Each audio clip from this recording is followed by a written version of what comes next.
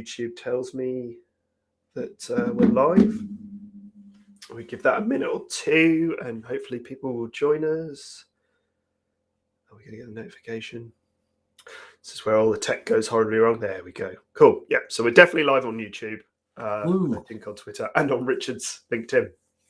So, hello everyone. Welcome to yet another 30 Days of Tools live stream. Unfortunately, Richard had some family stuff to deal with.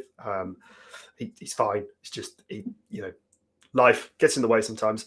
So I have. Dan has very helpfully or has been roped into this at the absolute last minute. But Dan Ashby's here to help us with 30 days of testing or with this challenge today. Dan, you maybe introduce yourself, a little bit about yourself, and get stuck in. Thanks for having me, Mark. Nice. Even though it was like 10 minutes ago. It was, yeah. What have I got myself in for? So yeah, you have no idea, do you? Yeah, no idea.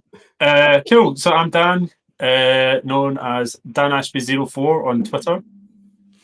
I've worked in testing and quality for a long time, and I'm in a leadership position now, so I don't necessarily get hands-on as much as I'd like to.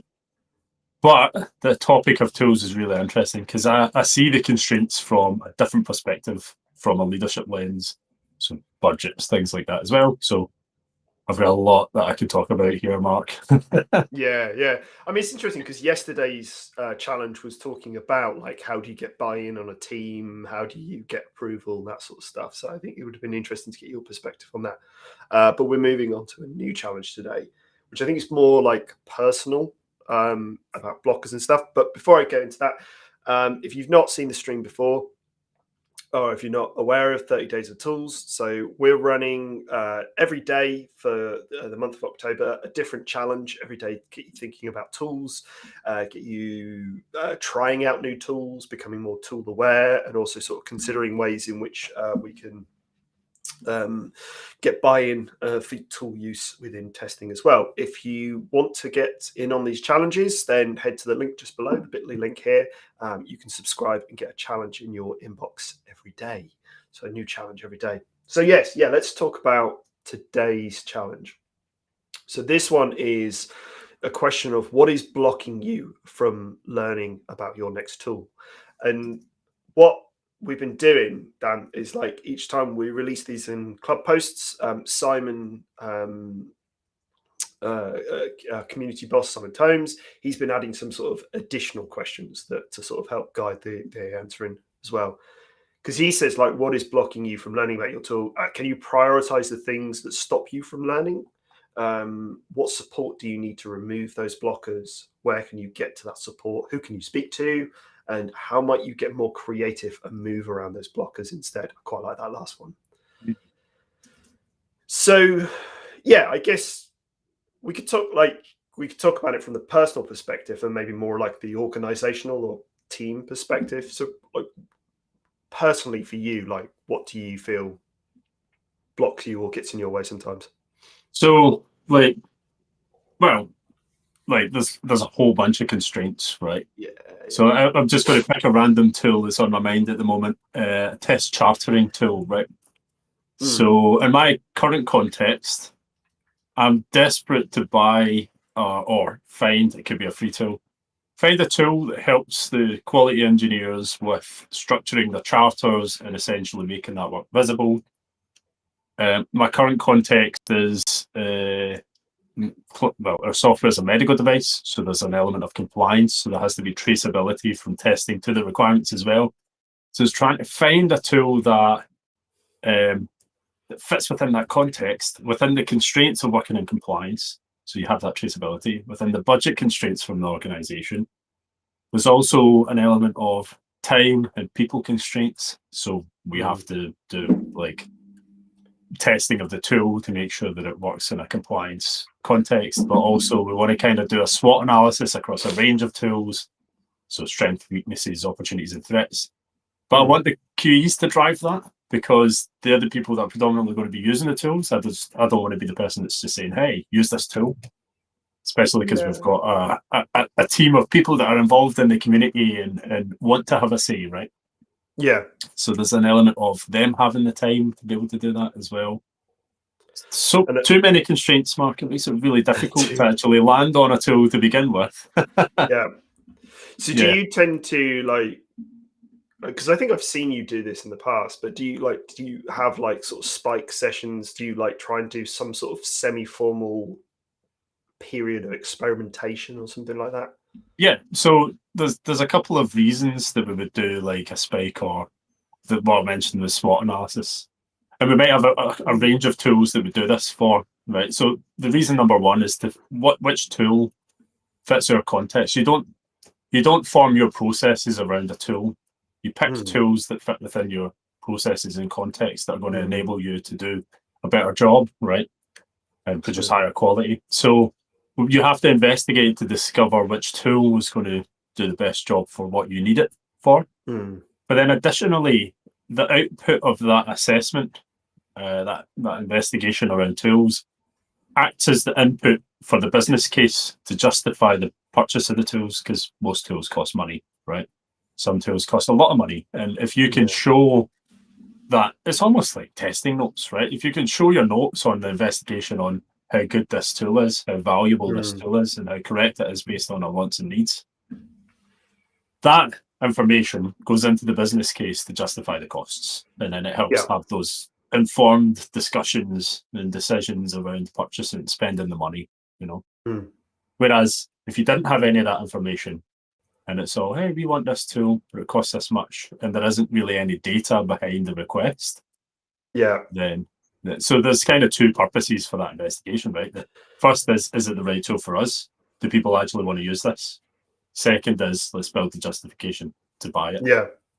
And like to thread that back to the challenge, actually, I think that's interesting because it's something I've talked about with tools is that if you pick the wrong tool for the job, it won't necessarily just be like this doesn't work. What it will mean is your experience is more painful or things take longer, and you end up going through that sort of that a lot of friction to get to the point where you're like this doesn't work for me. Yeah, And that's the thing, like you can have a blocker from wanting to start to learn a tool, but also you might have blockers that are like I'm in the process of learning about this tool, but there's all these outside influencing factors that are frustrating me. Maybe they are signals that I'm going down the wrong path. yeah. No, there's it's very tough if you're in a situation where you've kicked and screamed and got your way to buy a tool, and then you start using it, and it costs a lot of money, and the business is invested in you buying that tool, and then you realize it's the wrong tool. Yes. Then that's a sticky situation, right? Because then you Yeah. have to then say, actually, we don't need this tool, we need this other tool. This was the wrong tool. Yeah. So there's an importance there. But I mean, there's challenges from those two perspectives that I was talking about. Like taking out the testing context for a second, if we look at task management tools, everybody struggles finding a good task management tool. Like Yeah. literally everyone. There isn't a tool. Me personally, I've struggled for 15 years to find a good task management tool. I've tried Yeah. lots of tools that have been useful. Lots of tools have kind of been overblown. Some tools have been really good, but missing specific features that I need, Yeah. like alerts for deadlines, things like that. Yeah. So, like ideally, I'd like a match of all the good bits from the different tools together, but no one's built that Yeah. tool yet, right? So that initial assessment has constraints for that context of task management tools. I haven't Yeah. found a tool that I would want to invest in yet, right? Yeah. So so your blocker is just that there isn't your A tool doesn't expectations exist. just Yeah, they just don't align, do they? yeah, exactly. So, Yeah.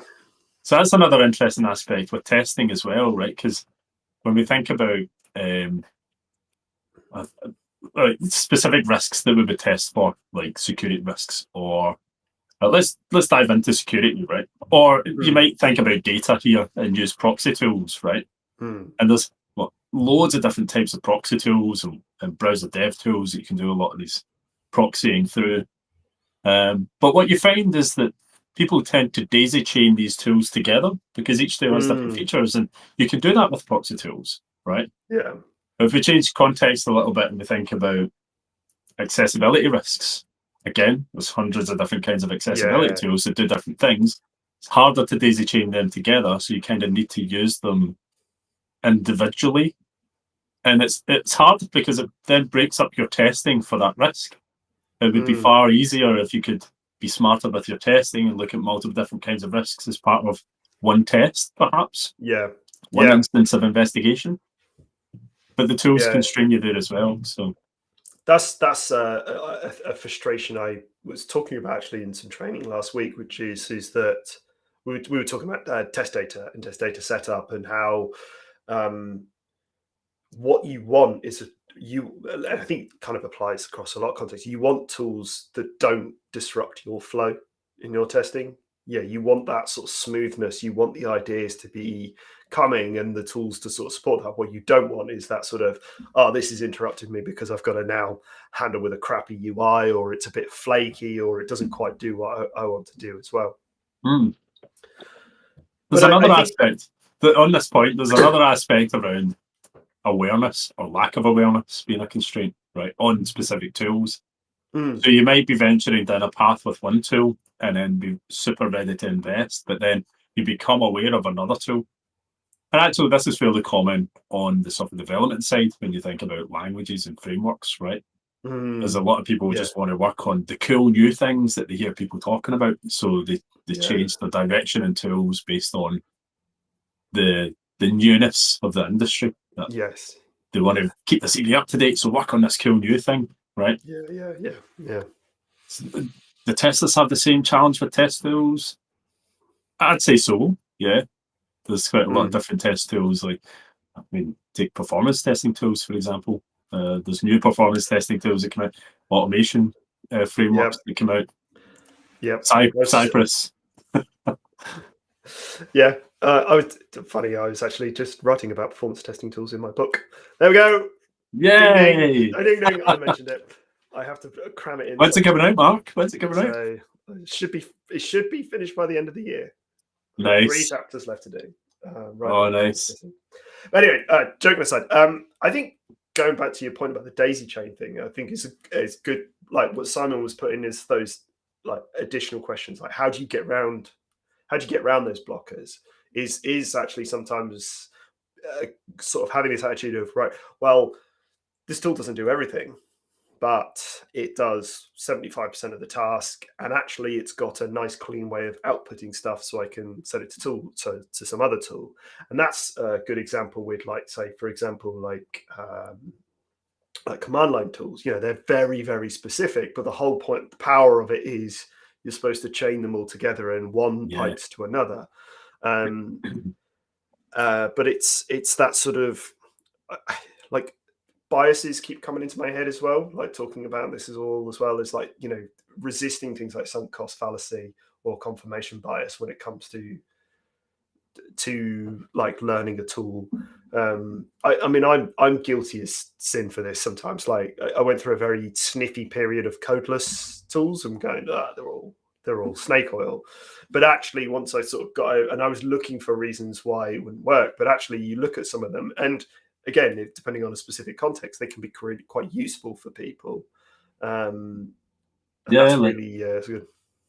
It's interesting, right? Because I've gone through the same with like these record and playback automation tools, but actually thinking about it like beyond just automation, like a lot of the best websites I've seen and used have been those click and drag design web template tools, right?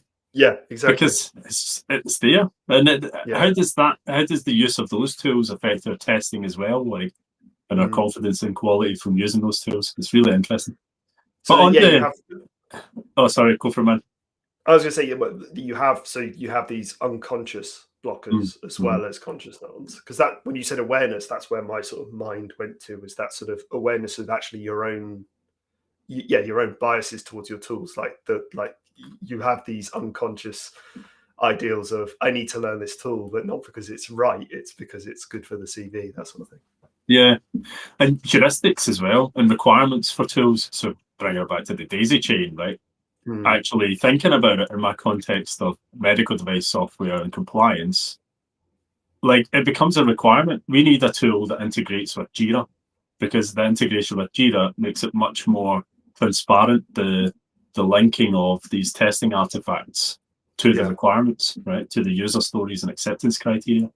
And then likewise, we have reporting tools like Confluence, where we can create our release notes, which link directly into these requirements and pull in the information from our testing artifacts as well. So the daisy chaining and those links are becoming much more important, I think. That's it. Yeah, that's a way to get around those blockers. Yeah, is to sort of be more atomic, more like task analysis of what you're actually trying to achieve and break it down that way. Yeah, and I wonder how many people use subtools as well. Like if anyone uses any of those like automation tools like Zapier or IFTTT. I've become a massive Zapier addict. Yeah, I know, but it's been brought up recently quite a few times because it's becoming integral in some of the Mott stuff that we do as well. But it's that, again, yeah, you're absolutely right. It's that mindset of I have a flow in mind, but I know one tool isn't going to do it, so I immediately go to a tool and go, right, well, let me see how much this tool can do of the task and what it outputs and that one, and then I'll stitch them together and stuff. Yeah, but like exactly. I say, there's not a line of code touched as well, so it's that sort of codeless thing as well. And again, like my own bias, I was sniffy about things like Zapier in the past because I was like, well, I could just build my own API integration, but you just end up wasting time. Whereas now I'm just like, oh, this is really easy. Yeah, I know. Boom, there you go. Totally. Man, I've got these things even with the internet buttons. So I just press a button to change my Slack status to be on a coffee break. Little things like that, right? It's these kinds of tools that just streamline flow. So I don't have to type, I'm going on a coffee break, everyone. You know what I mean? I've got like 4 of them in like one of those baskets behind me, and I don't know what to do with them, but I'm definitely doing that's a good one, man. And then double click is to clear. Press and hold is to say that I'm going to be late for a meeting, because I'm always late for meetings. I'd assume you'd have just had some sort of scheduler for that by now. Yeah, I know. No, I haven't found my task management tool, man. No. Well, there you go. That's the crux of it. All right, cool. I'm aware of time, and it's always good to have a little look at what other people are sharing on the club. So I'm going to have a quick look and see what people have added.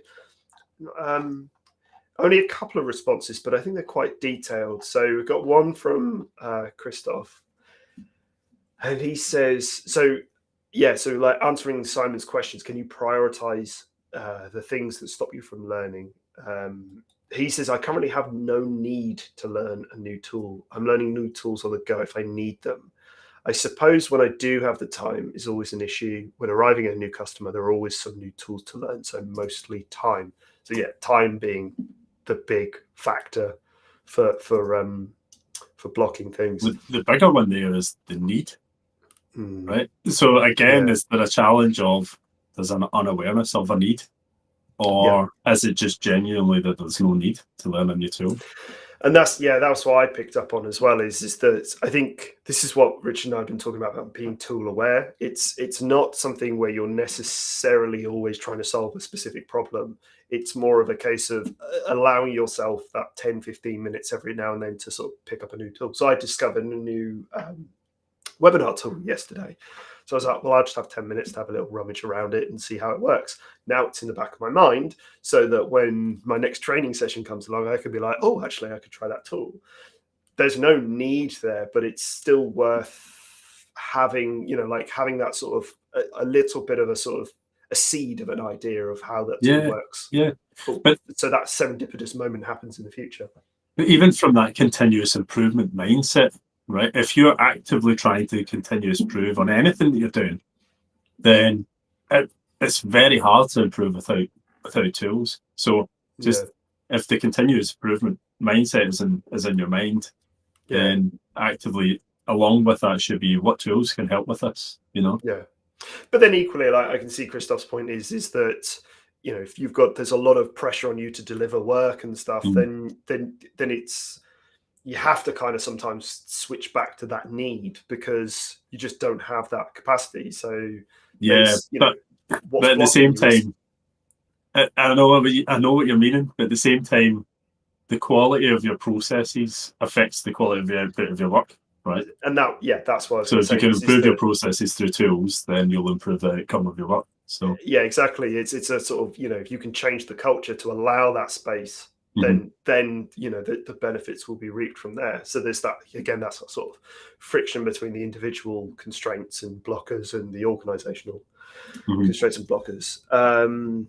Yeah, and then he mentions quite a lot about time, just having time to do things, and that's something we see quite a lot with Mark in general. Is sort of asking people about training and learning and stuff, and it's like, what's blocking you? And it's like 95% of the time it's time. There's an interesting solution that Christoph mentions around blocking time as busy in your calendar. Yeah. Another thing that I've done is to inject learning time into everyone's. So, like, whether it's part of a community space, we have a community day, right? So 1 day every 2 weeks is learning time, and that's growing our learning culture, our learning mechanisms together as a group, or separately if there's nothing that interests you in that group, then you could go and spend time at your desk, right? Yeah. Oh, I got a message from. I get to try out one of my cool features. So. That's Nice. That is fancy, isn't it? So yeah, Fern says, I think Christoph makes a legit point. It's an assumption to think the needs to learn tools for continuous improvement. Otherwise, trumps all other needs. What do you think? So it's an assumption to think the needs to learn tools for continuous improvement, or otherwise trumps all other needs. Yeah, that is a big assumption. Yeah, I guess where I was coming from is thinking about it the other way of how do we want to improve? What can we improve? And then thinking about, is there a tool that will help, right? Yeah. So, and then thinking about the need to learn. So it's at the heart of it is like, what problem are you trying to solve? What problem are you trying to solve? Is it improving your flow? Is it understanding something better? Is it testing? Is it testing more effectively, improving the quality of your testing? Yeah, but then sometimes, like those goals don't exist. It's just more of that sort of let's cast the net out and see what we can find. But you set your own goals there; they're implicit, right? You set your own goals in terms of what you want to improve yourself. Yeah. So I don't just mean improve the product, right, or improve processes. I'm talking about like improving yourself as well. Like right, yeah. So not like the example with the internet button, right? There's tons of examples where you could use a tool just to streamline something that you do every day. That's going to give you an extra, I don't know, 10 minutes back a day. Yeah, sure. That you can invest in something else. And it's going to help you at that moment in the future where you're like, I know the right tool for this. So yeah, it's that tool awareness. Exactly. Yeah, that makes sense. So Lee, Mr. Pirate Tester, he actually says he puts an hour out at the end of the day. I think that's interesting as well, because I know a lot of people try and do it in the middle of the day around sort of lunch breaks, and I wonder if that necessarily works for people trying to cram it in at a time when you're hungry, tired, and you have that time pressure. But I think this is good because it's interesting because, like, again, it's that sort of the individual versus, well, not versus, but the individual and the organization. So you're like someone like yourself, Dan, you're in a position to facilitate community of practice stuff. You're organizing those days and that sort of thing. But there is still a certain level of agency individuals have within their time. Of course, it's that push and pull between the two. But we're also in this element where most of us are working remote and continuing to work remote as well. Like Ada closed the London office, right? So I'm permanently remote now. So there's an aspect of finding tools to help from that remote capacity and learning those tools as well. Blocking time is a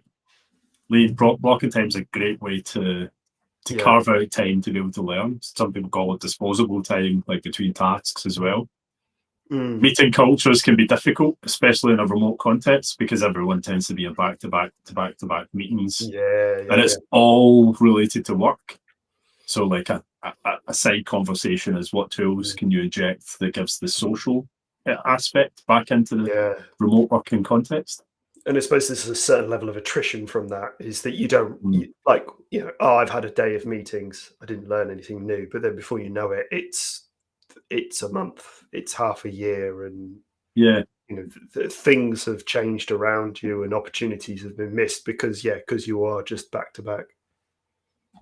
Yeah, it's true.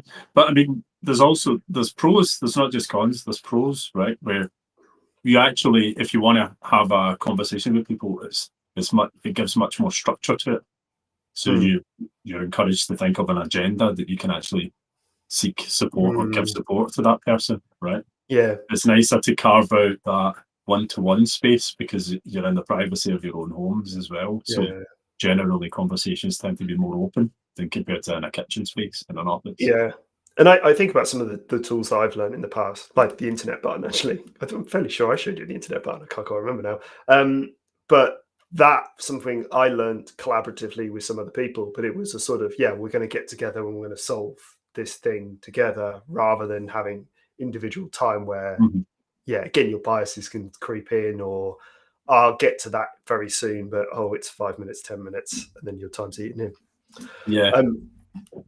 So there's another post from Louise, and Louise is offering some awesome answers to some of these challenges, and is also doing like a blog per day, which is amazing.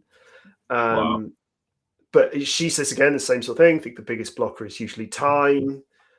So kind of talking about what we've just been discussing, many companies provide the opportunity for learning.